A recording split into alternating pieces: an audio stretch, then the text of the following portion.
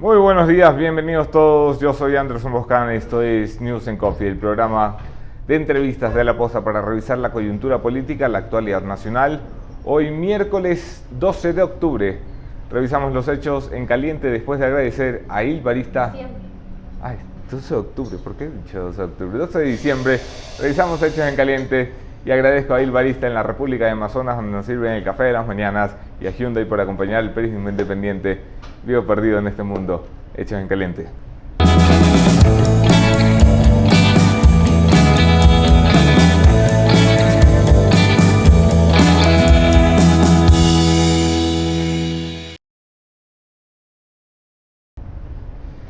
En caliente, el país amanece con un nuevo vicepresidente. Otto Sonnenholzner se convierte en el vicepresidente más joven de la historia democrática. Bueno, desde el retorno a la democracia en este país, el señor Sonnenholzner fue posesionado ayer en la Asamblea Nacional. 94 votos lo sientan en el segundo despacho más importante del país, sin haber tenido una experiencia política, un solo voto en la maleta o una capacidad de convocatoria, que es una de las principales críticas en contra de su nombre. El señor Sonnenholzner ha dado un mensaje de unión, de conciliación desde la Asamblea Nacional, incluso dándole un guiñito al correísmo, que ha sido el único bloque de la Asamblea que no ha votado por su posesión. Les ha dicho: voy a trabajar con todos, incluso con ustedes. Un mensaje, bueno, el que quiere entenderlo, lo entiende. Promete entrar a refrescar el gobierno, promete entrar a encontrar los puntos en común. Está a la espera que el presidente le asigne las funciones y mientras tanto está depurando la vicepresidencia, donde hay un montón de funcionarios a los que hay que encontrarles qué hacer. El equipo de trabajo del vicepresidente tendrá que conformarse a lo largo de la semana y habrá que esperar que el presidente firme un decreto encargándole oficialmente las funciones. Se prevé, según muchos, que algunas de estas funciones estén relacionadas al ámbito productivo. Después de todo, el señor Sonnenholzner, además de comunicador, es empresario y bueno, veamos qué tal le va. Éxitos, como lo dije ayer. El otro vicepresidente, el que está preso, Jorge Glass, el que es ex vicepresidente con pensión vitalicia después de robarnos a los ecuatorianos, ha declinado ayer su huelga de hambre, que asegura duró 52 días.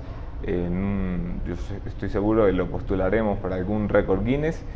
El señor Jorge Glass abandona la huelga de hambre por pedido expreso de los correístas, que en rueda de prensa le dijeron: Jorge, cuida tu salud, no sigas con eso de la huelga de hambre, no vale la pena, ya entendimos tu mensaje política, tu lucha política, abandona la huelga de hambre. Jorge, muy obediente, muy militante, ha abandonado ya la huelga de hambre, ha escrito una larguísima carta contando lo que él considera son humillaciones en el sistema carcelario que construyó el correísmo. Y bueno, el señor Jorge Glass empieza desde hoy a comer el desayuno, el almuerzo y la merienda en la cárcel de La Tacunga, donde permanece. Recordemos que inició esta huelga de hambre para pedir que lo trasladen a la cárcel 4 porque le parecía que era muy fea la cárcel de La Tacunga y él quería estar en la cárcel 4.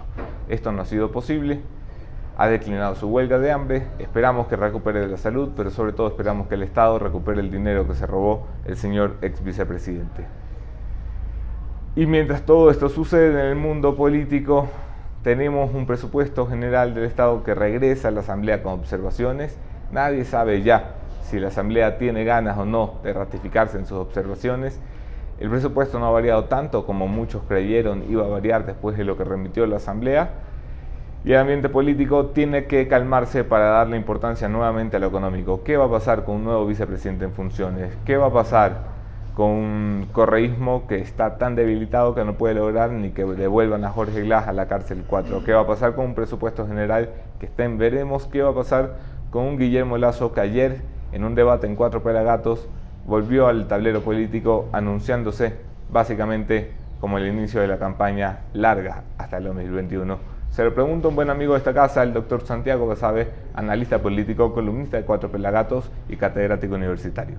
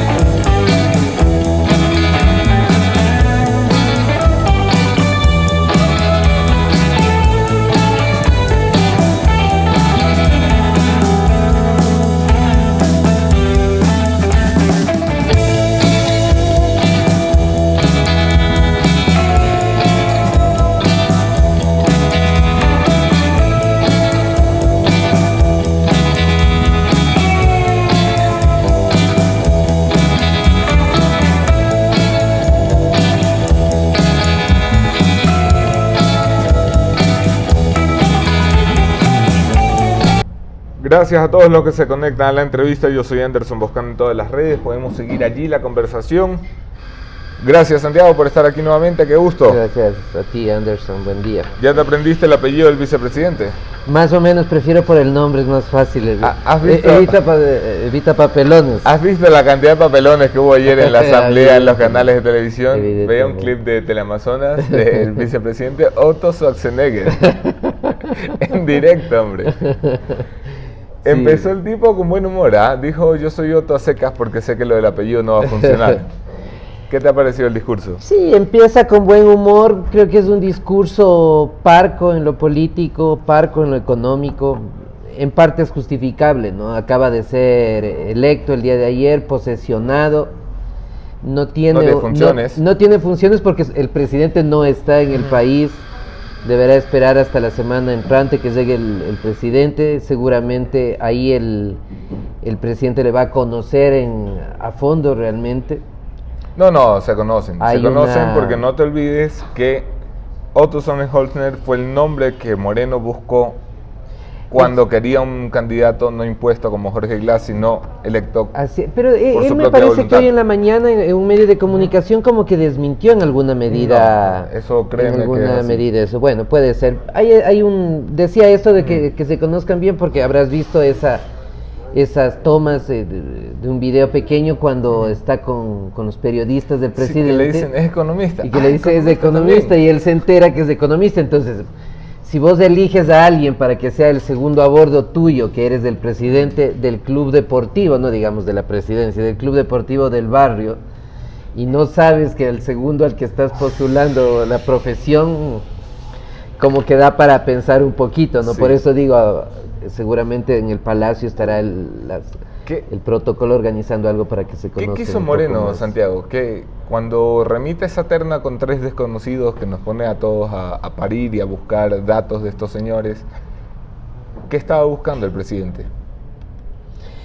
Mira, yo creo que la idea, no generalizada, pero posicionada en algunos sectores, es que el presidente necesitaba a alguien que conozca del tema de la política, que no sea un político, que no tenga aspiraciones políticas, no es lo mismo, que conozca el manejo de la economía, pero que al mismo tiempo no represente sectores económicos demasiado claros, demasiado marcados, y que manejando estos dos aspectos puede servirle como una suerte de consejero presidencial, el asesor cercano de confianza que tienes para comentarle la cotidianeidad.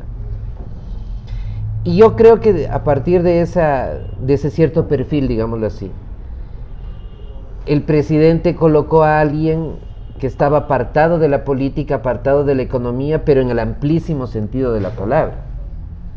Y por eso es que, y yo lo comentaba ayer con alguien, a los periodistas supongo que les costó rastrear quiénes eran los 3 candidatos. Quizás al primero, al vicepresidente de ahora un poco menos porque estaban en los medios, dirigía un programa. Pero más allá de eso, las destrezas en lo político, en el manejo de lo político y lo económico, en lo público, del vicepresidente ahora y de los otros 2 eran prácticamente nulas. ¿Fue responsable la decisión del presidente, a tu juicio? ¿Responsable con el momento que pasa el país? Yo creo que no. Abiertamente yo creo que no. Gracias. Porque yo creo que el país merece un hombre o una mujer de mayores quilates en el plano de lo público. O sea, no me refiero al tema ético, no me refiero al manejo de los temas privados, ni a la capacidad, ni a la preparación, ni a nada.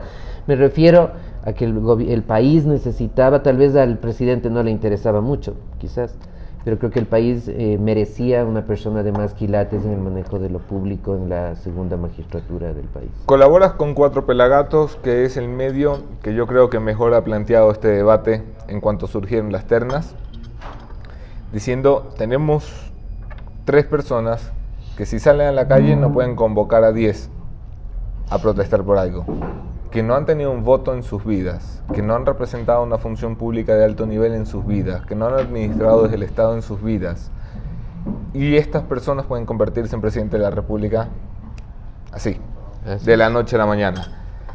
¿No te parece, solo por llevarte la contra, que en muchas de las cosas estoy de acuerdo, pero no te parece que es también una forma injusta de recibir a la gente proba que se quiere meter en la política. Quiero decir, si lo primero que hacemos cuando recibimos a alguien nuevo en el mundo política es una patada en la cabeza cuando la asoma, ¿quién se va a querer meter a la política?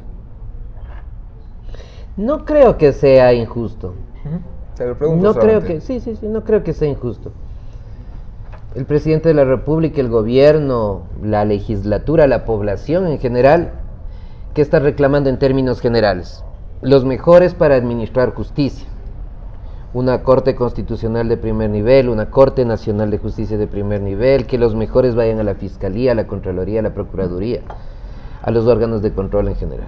Eso está demandando la población, el presidente de la República, entre ellos, la legislatura, y eso me parece que es lo mínimo en un Estado democrático, ¿no es cierto? En eso creo que tenemos de acuerdo todos. Alguien que conozca de esos diferentes temas. ¿Por qué lo mismo no se puede pedir para el segundo mandatario del país? O sea, tú dices, por un lado, exijamos y pongamos muchos filtros para los que van a ser jueces constitucionales o para el que va a ser fiscal.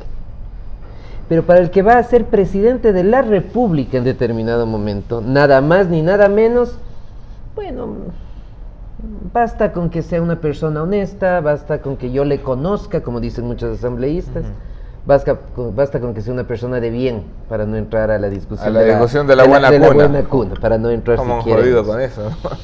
Para no entrar siquiera a ese tema tan álgido y complicado en este país, como sabrás. Entonces, yo creo que el papel, yo colaboro en el portal de Los Pelagatos, soy un editorialista, no soy lo quien entiendo, es un coordina, colaborador externo. Las personas que hacen el periodismo real es José Hernández y Martín Pazares, pero me parece que el papel del periodismo y de la opinión pública, para ponerlo en términos más generales, es precisamente ese, precisamente ser crítico, ser molestoso con los gobiernos.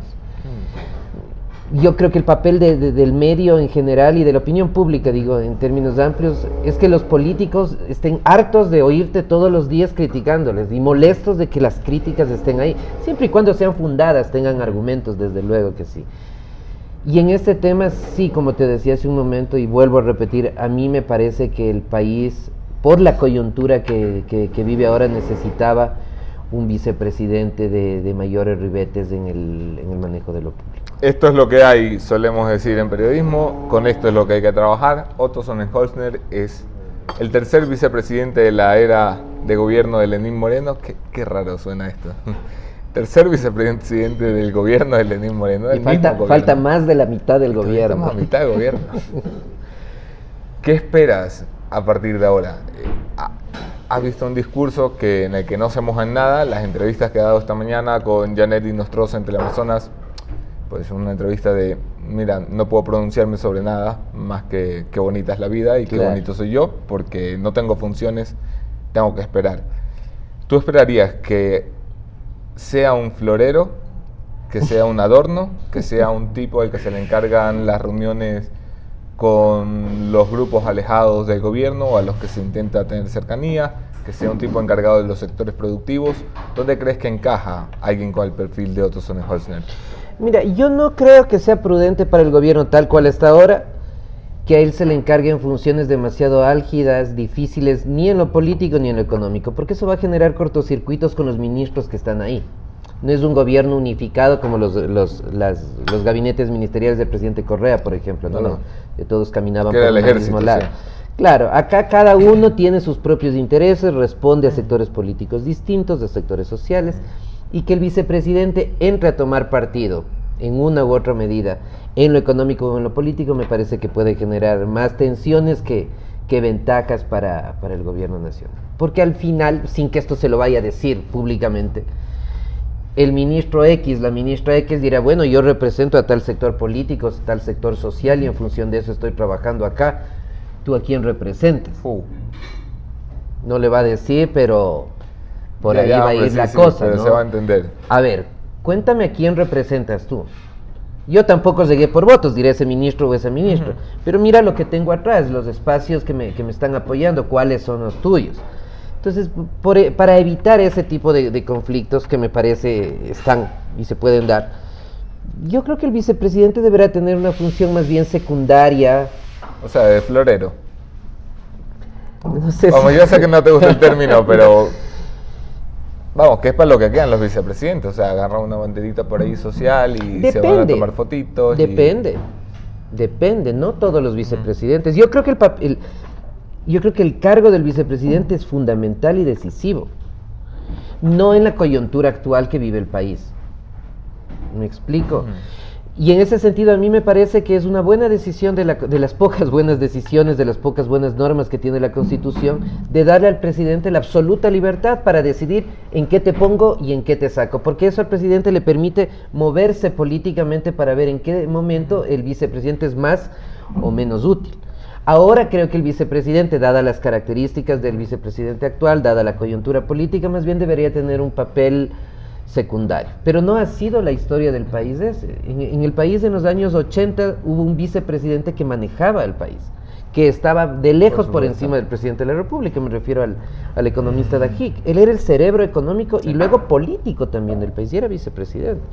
Entonces yo creo que hay vicepresidentes y vicepresidentes, y no tiene que ver solo con ellos como personas, sino con la coyuntura. La vicepresidencia, no el vicepresidente, la vicepresidencia como una institución, donde tenemos un funcionario, un presupuesto de $6 millones al año, una cantidad X de funcionarios que lo acompañan.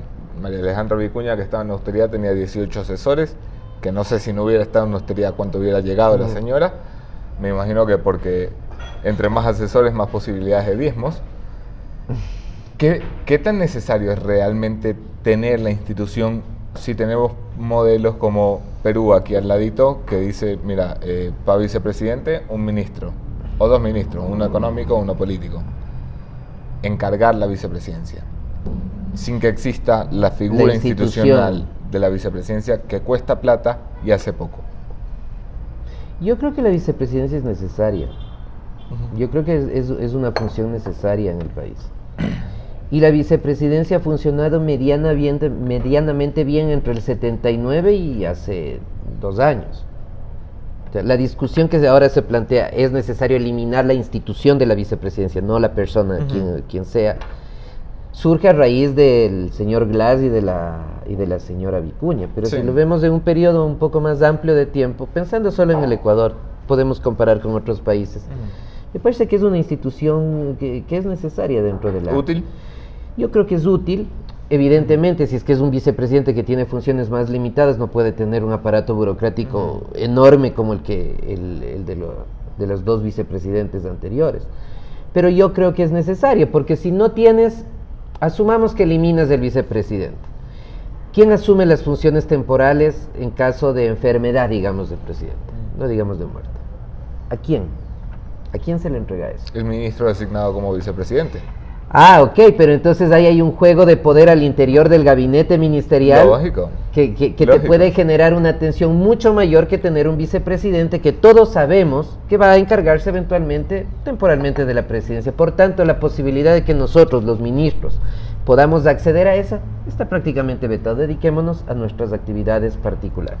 Entonces yo sí creo que la institución de la vicepresidencia se ha mantenido en el país por mucho tiempo, y creo que medianamente ha funcionado bien, al menos del 79 para acá, y yo no creo que sea el punto eliminar la institución, porque ahí se cae en lo que cayó el correísmo, en lo que cayó mucha parte del país. Por ejemplo, el Poder Judicial tiene problemas en el Ecuador porque quien los designa es la Asamblea Nacional o el Congreso en esa época.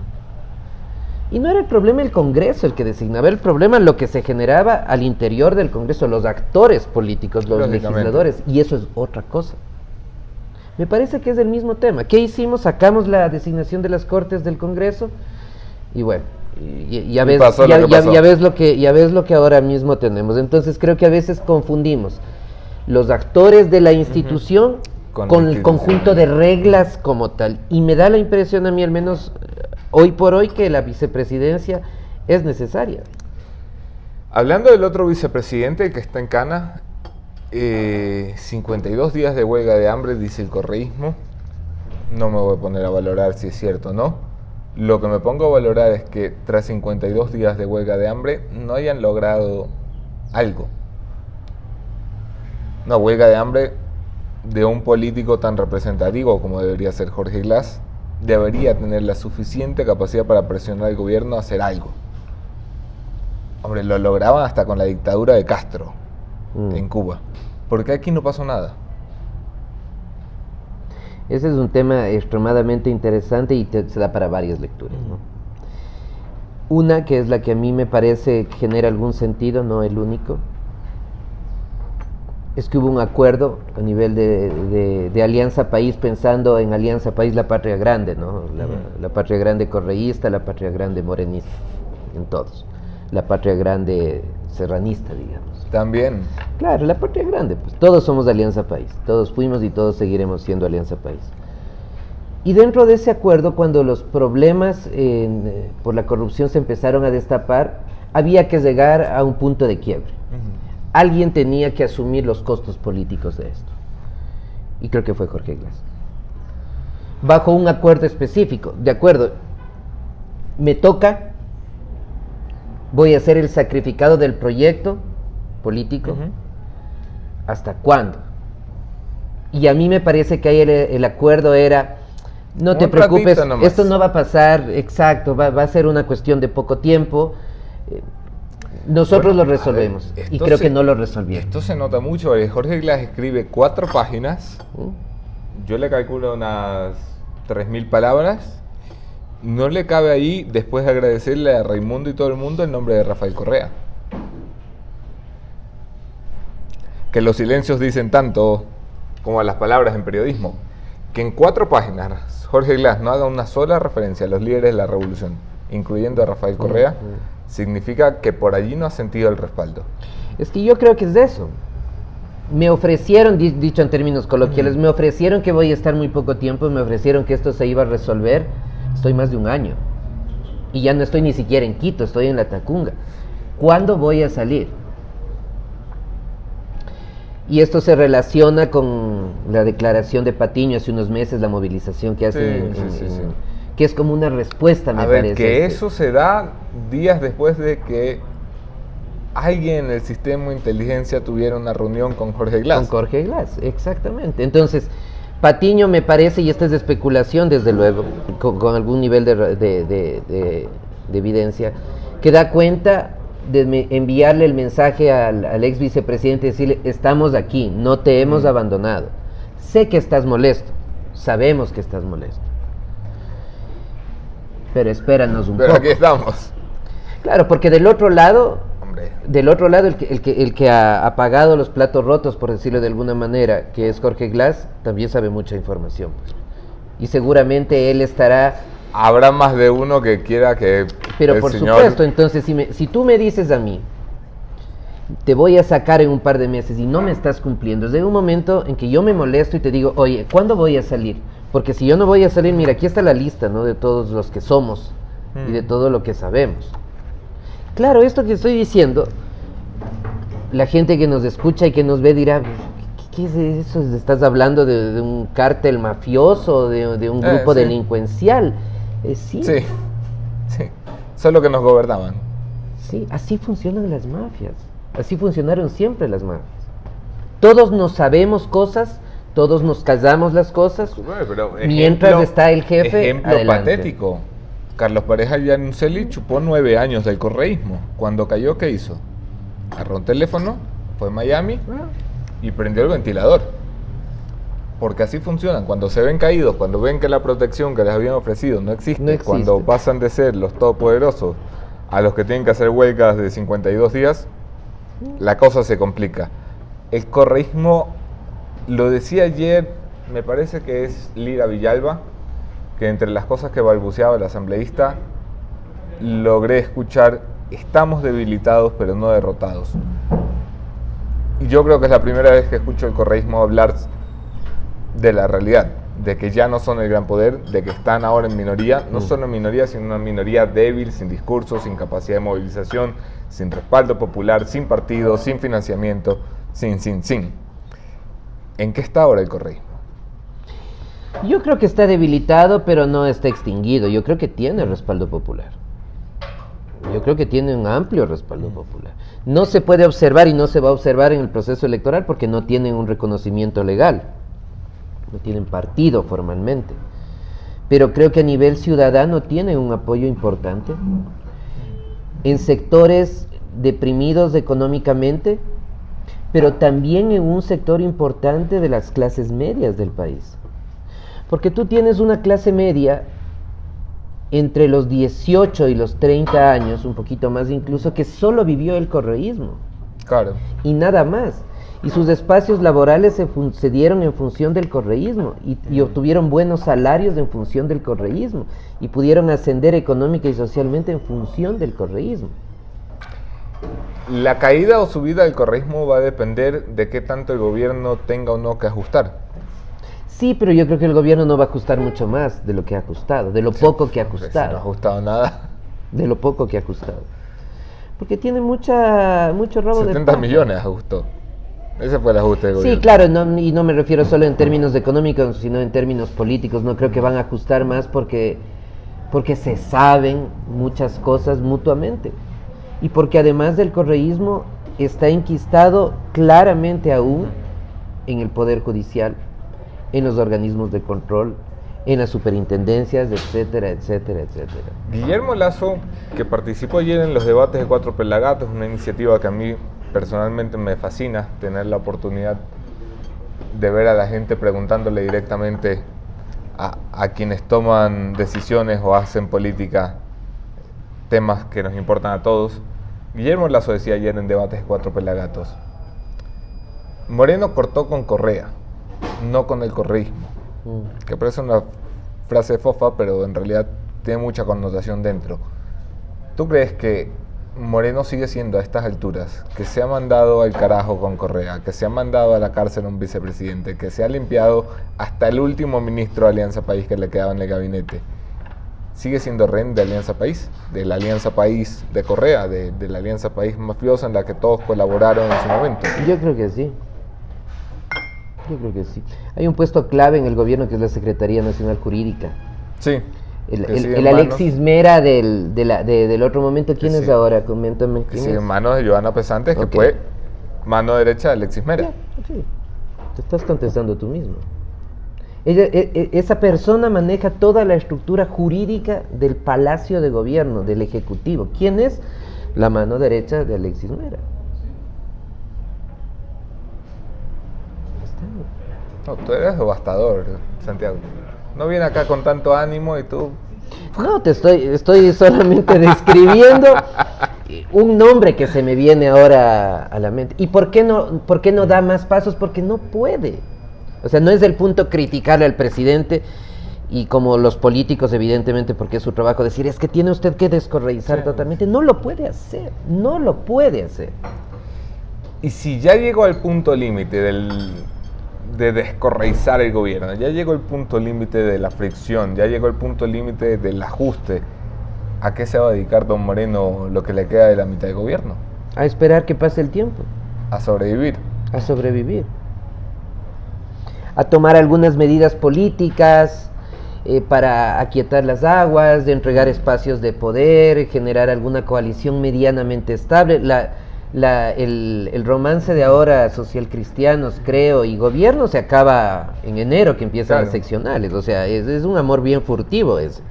Luego tendrá que buscar otros el gobierno espacios. quiere para entre enero y marzo, en el primer trimestre del 2019, llevar a cabo la convocatoria de una promesa desde el día 1 del presidente, el Gran Acuerdo Nacional, que va a ser un momento en el que se sienten los mandamases de este país, Nebot, Lasso, Dalito, Pachacutic, todos en una mesa y digan en qué nos ponemos de acuerdo. Esa es la gran promesa presidencial.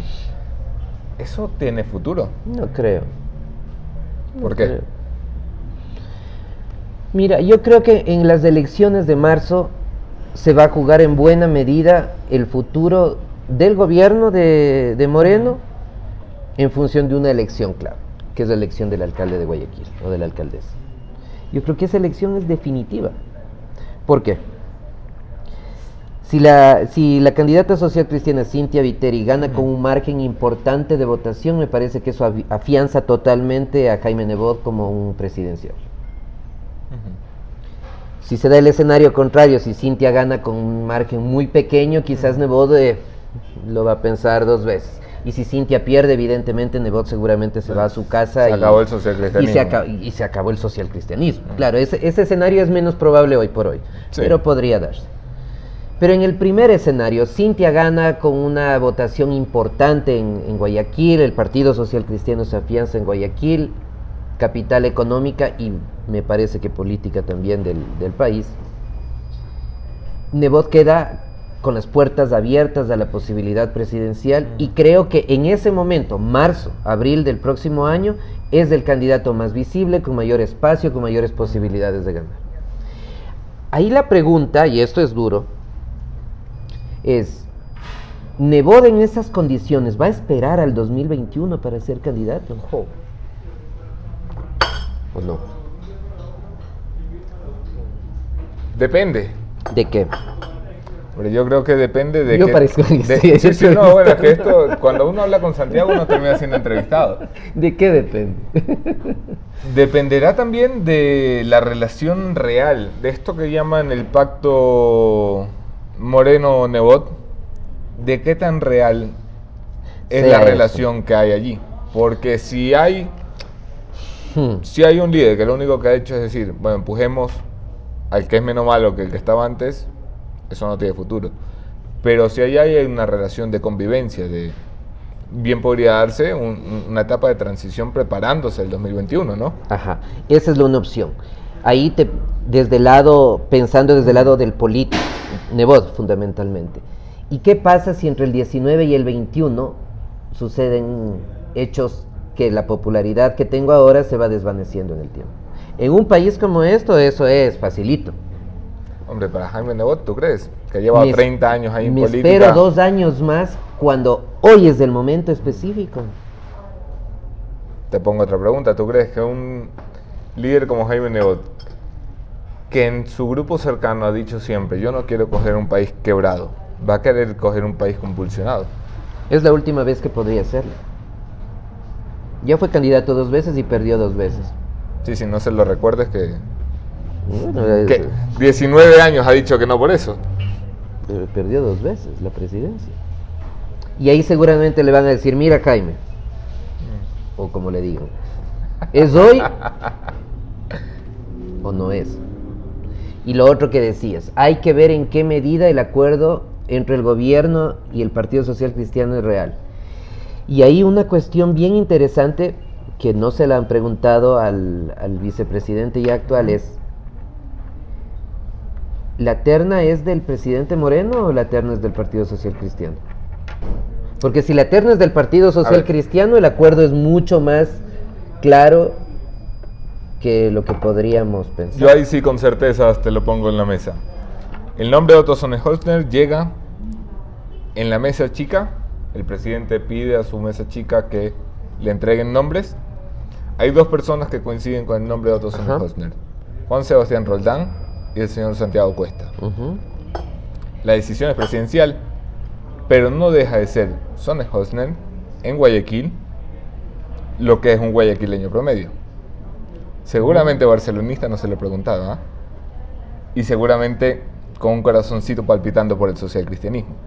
¿Por qué Guayaquil, hombre? Porque nacen con eso en las venas. Claro, claro.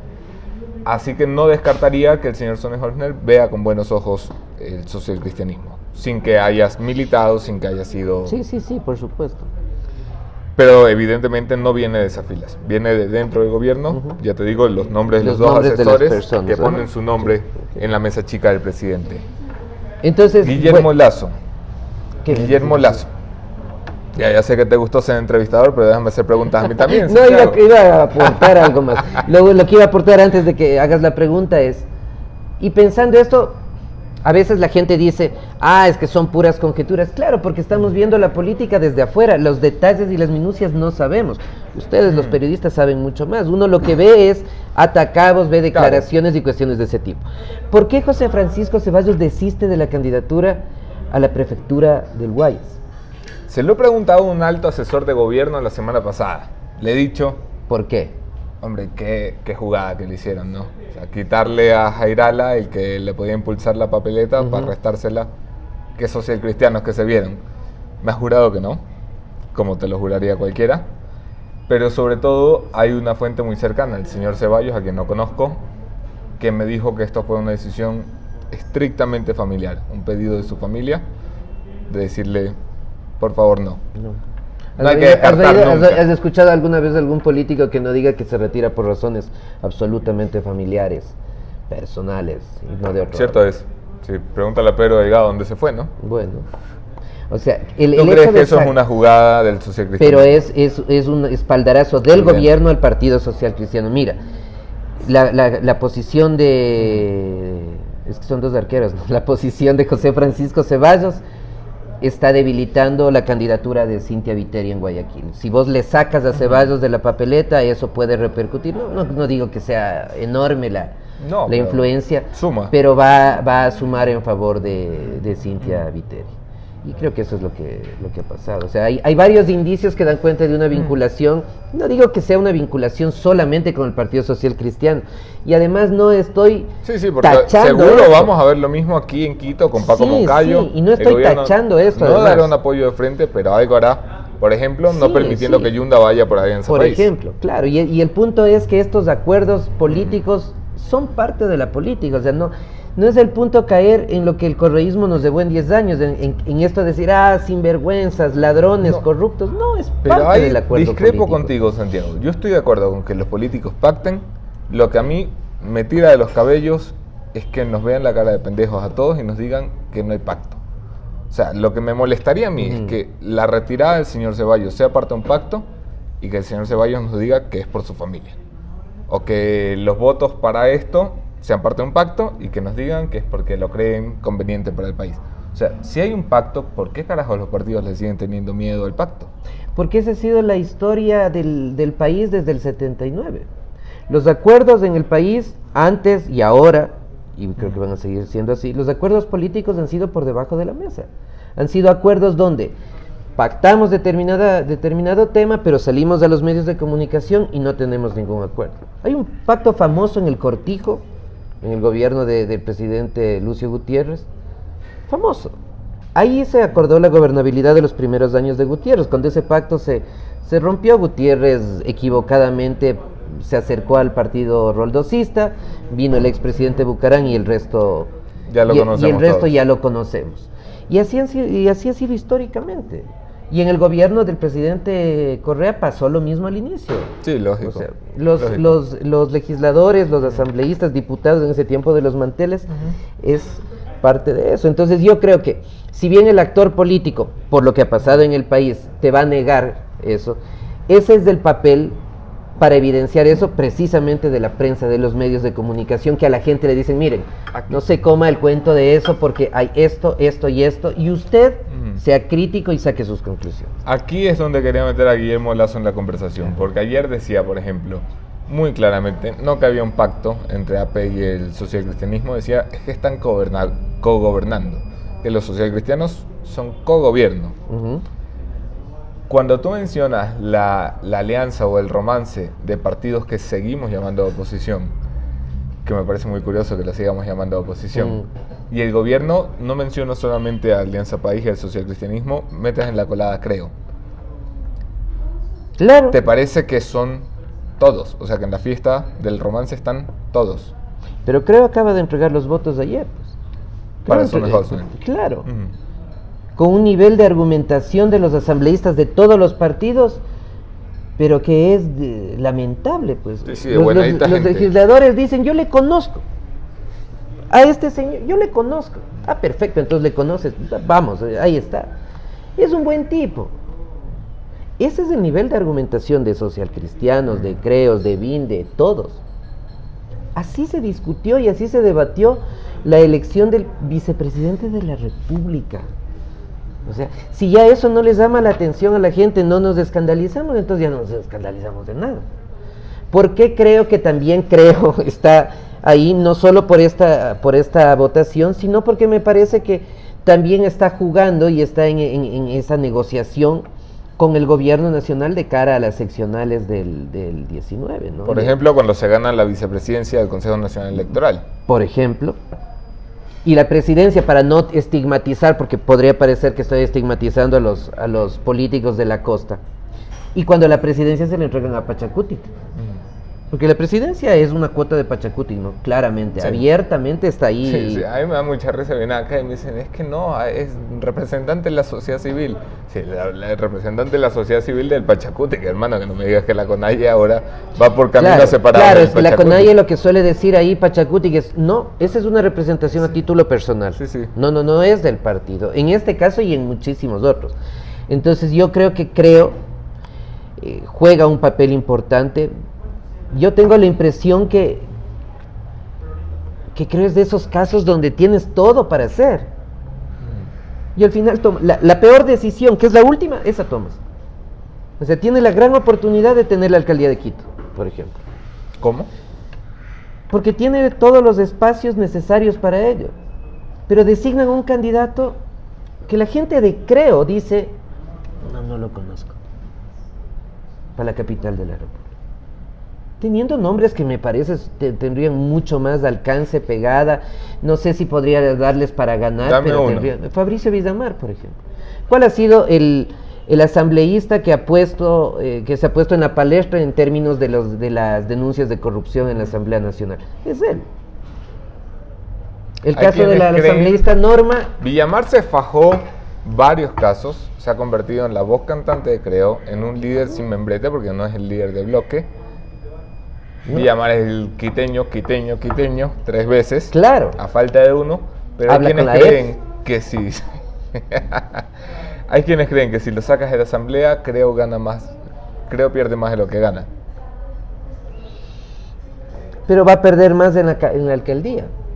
Ya, que no sea él. Donoso.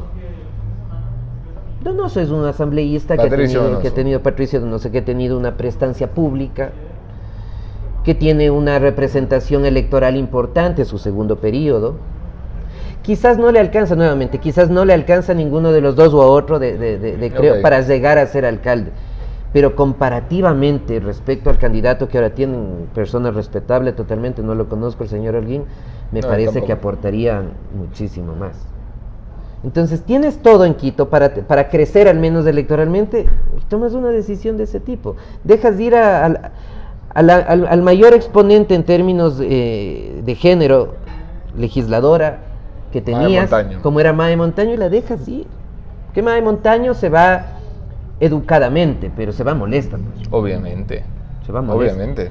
Y pierdes a una asambleísta conocida, afro además, de una minoría, que puede generarte un mayor apoyo pensando a futuro y la dejas ir. Entonces yo creo que Creo ha tenido la posibilidad en la sierra, siendo un partido de la costa, cosa súper difícil en un país con un clivaje tan fuerte en términos territoriales. Sí.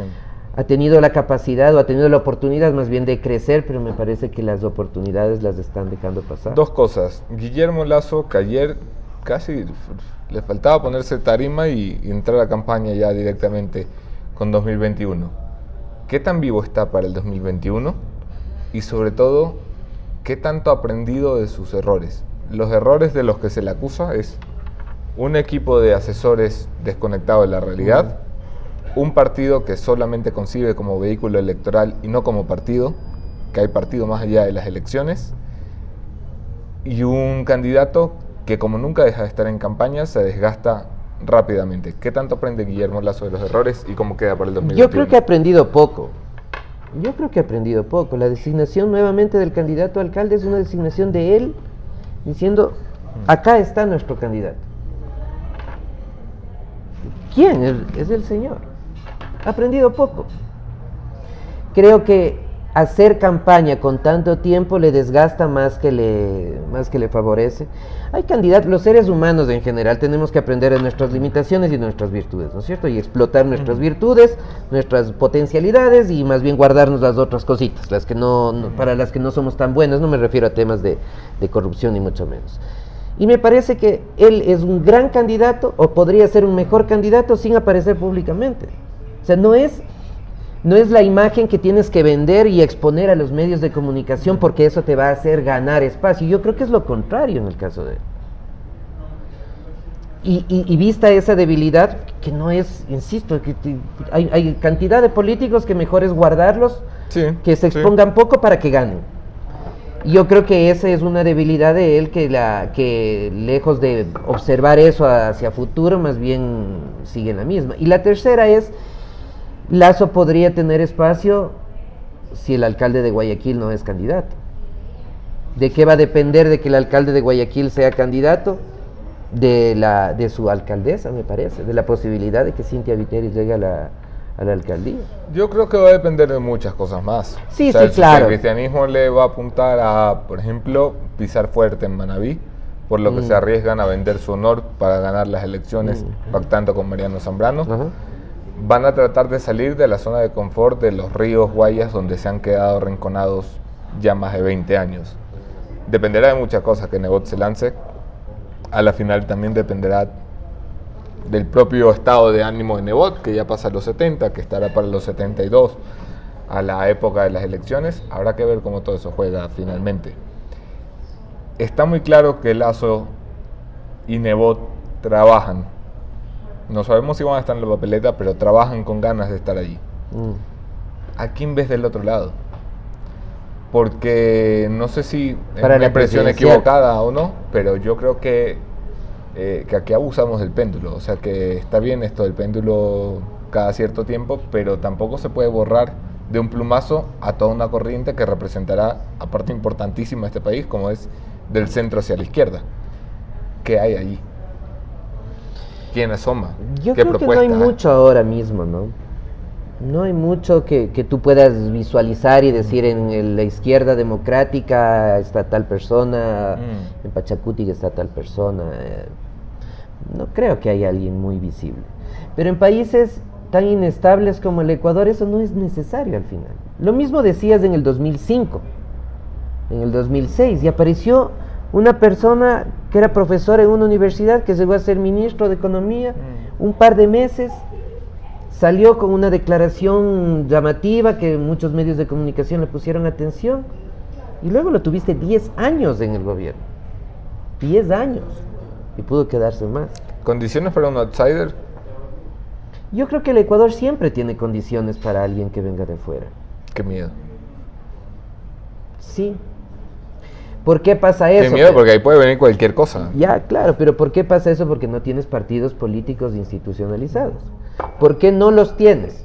En parte por los actores políticos, evidentemente, pero en parte porque las reglas electorales no te permiten tener partidos políticos. No te permiten.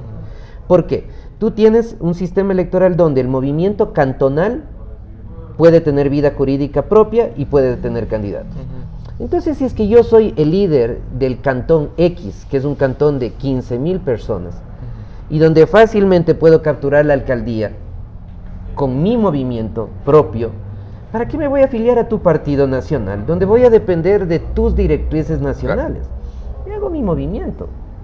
Y a ti, en cambio, desde el partido nacional, ¿qué te cuesta menos en términos políticos e incluso económicos? Hacer tu partido una base en mi cantón y generar liderazgo y generar trayectoria y generar espacios de influencia, o acercarse donde el líder cantonal, que soy yo, y decirme, vamos juntos en la papeleta, tú con tu movimiento Patito y tú con tu partido X. Al final ganamos los dos. Entonces, mientras el país no haga una reforma institucional muy seria para eliminar esta posibilidad de los movimientos cantonales, tenemos más de 200.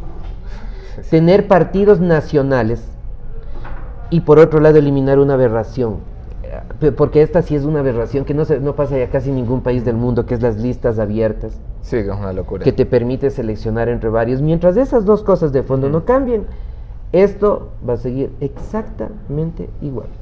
El 21 cierran la inscripción de candidatos a la seccional. El cálculo es 8 por dignidad.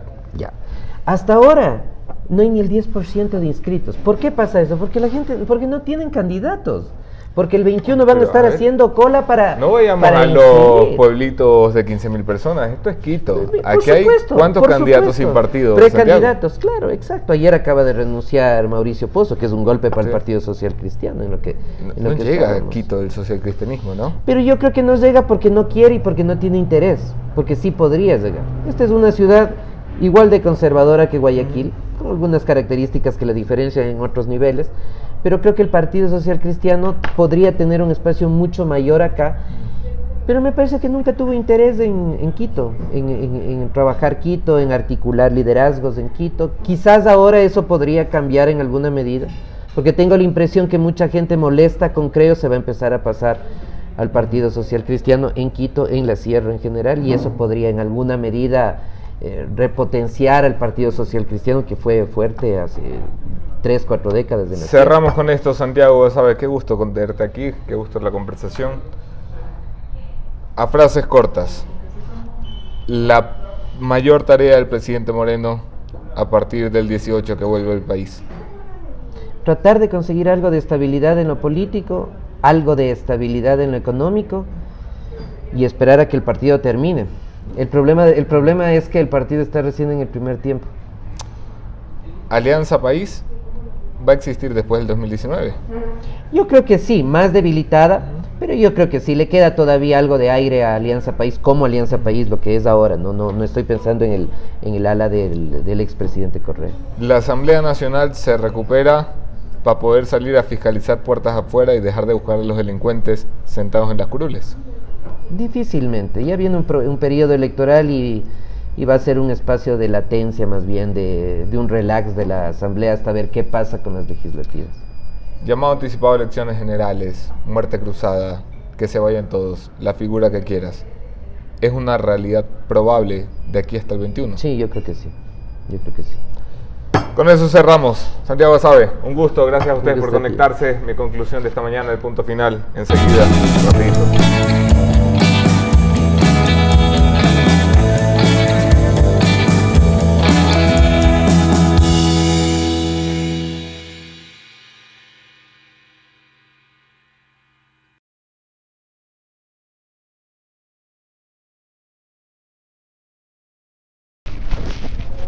El regreso de Guillermo Lasso a la palestra pública ayer en el debate de nuestros colegas en Cuatro Pelagatos abre un nuevo escenario para el líder del movimiento Creo, movimiento que todavía se denomina de oposición, aunque haya prestado puntualmente sus votos para conciliar con el gobierno. Este Guillermo Lasso que hemos visto en los debates de Cuatro Pelagatos es un Guillermo Lasso que aparenta estar más maduro en la decisión de correr como candidato para el 2021, una convicción que ya no ve como posibilidad, sino como realidad, y que por lo tanto empezará a hacer girar a su movimiento, el movimiento Creo, alrededor de su figura por tercera ocasión.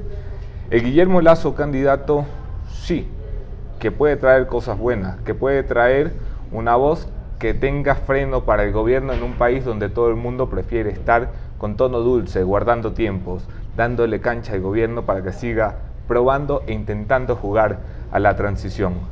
La entrada de Guillermo Lasso como candidato al 2021, sí, mejora porque trae competencia y por lo tanto los demás que quieran correr para el 2021 van también a hacer mejores papeles. Hablo por supuesto de Jaime Nebot y el socialcristianismo, que se pondrán aún más con el acelerador a fondo. La entrada de Guillermo Lasso para el 2021 cierra por fin el triste capítulo de un líder político aferrado al 2017. Que lo decía ayer, ya no estoy pensando en el pasado, en 2017, sino soñando con el futuro, con el 2021. Eso significa que Guillermo Lasso ha pasado el duelo y está listo para hablar del mañana, del Ecuador que queremos, del Ecuador que es posible lograr en un par de años. ¿Cuál es el pero? El gran pero es que Guillermo Lasso, antes de pensar en 2017 o en 2021, tendría que pensar en 2018, que es que la oposición no se construye solamente a la era de las elecciones, a la era de las campañas. La oposición debe construirse hoy, en 2018, en 2019, en 2020, en cada día con cada propuesta.